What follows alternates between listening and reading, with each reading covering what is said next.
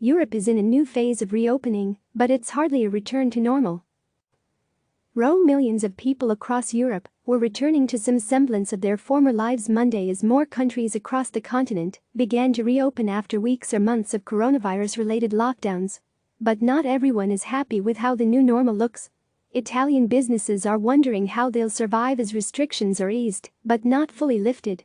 Students are heading back to socially distanced schools in Germany, where newly reopened barber shops are facing huge demand to right the wrongs of weeks of home haircuts. Belgians can once again use public transport, but face coverings are mandatory, while small shops are reopening in Greece and Portugal. Phase 2 of Italy's plan to ease restrictions began Monday, with more than 4 million people expected to return to work, some public transport services restored, and many businesses set to reopen, Italy's Prime Minister Giuseppe Conte announced on Facebook. Like never before, the future of the country will be in our hands. Although industries such as textiles and manufacturing are restarting, many non-essential stores remain closed. While bars and restaurants were allowed to reopen from Monday, they can only offer takeaway. Franco, the owner of Il Bello Cafe bar in Rome, said the partial easing of restrictions would not be enough to keep many establishments afloat. "I just reopened today, but it's not even worth it. There is so little work for us, few people are coming in, but also the bar isn't about just buying a coffee or cappuccino, it's about a conversation. It's social," Franco, who declined to give his last name, told CNN. "The government does what they have to do for the pandemic, but the bar and our work is something else, it doesn't go with these measures." He said that he was still paying rent, electricity and gas, but only making 30% of what he was making before the lockdown. "My staff are worried, but so am I may have to close, and I've been here 14 years, he said. "There will be so many firings soon in this line of business."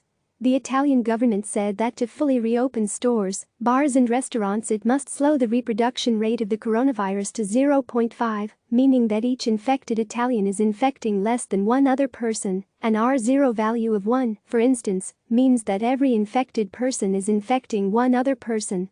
To reopen theaters, conventions, and stadiums, Italy wants the number to be as close as possible to 0.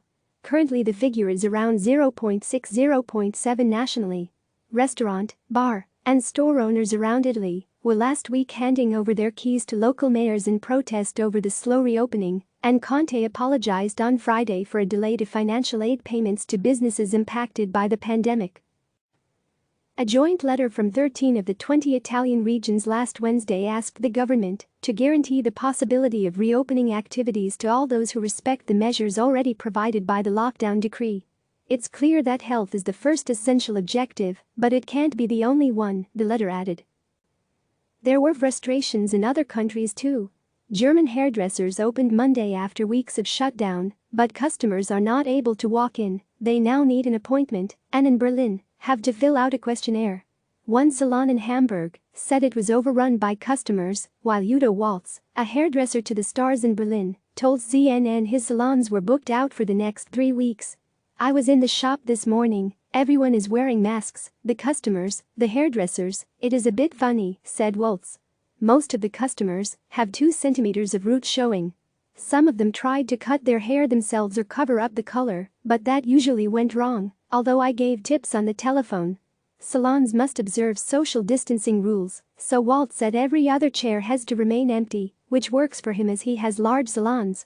While Waltz has not had to lay off any of his 86 employees, he acknowledged they have lost out financially.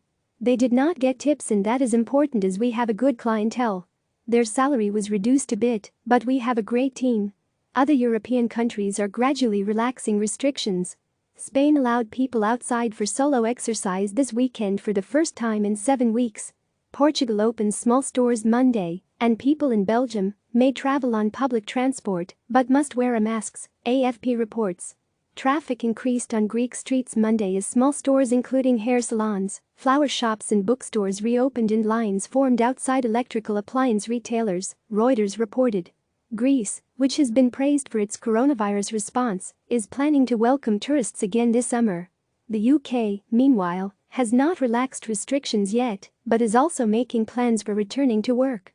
A draft government plan is looking at staggered starts, maximizing work from home and hygiene measures such as 2-meter distancing and physical screens, according to British media reports. UK Transport Minister Grant Shapps said more public transport would be running soon, although he suggested people would be encouraged to walk or ride to work when they return. The suggestion was met with concern by Britain's 3 main rail unions, who said in a letter to the Prime Minister on Monday that now was not the time to run more trains because there was no agreement on how to protect workers and passengers. Cabinet Office Minister Michael Gove said at the Downing Street briefing on Sunday that the worst thing to do would be to prematurely relax measures and risk a second spike in the disease. He said the UK should proceed with caution, raising serious questions over what the long-term financial impact could be. As Europe reopens, the big question is how the once vibrant continent will look as we move into a different future to the one we all expected. It has certainly changed forever. Emma Reynolds wrote from London, Valentina Di Donato reported from Rome, and Stephanie Hallis reported from London. Sharon Braithwaite and Lindsay Isaac contributed reporting. Click subscribe to receive the latest news.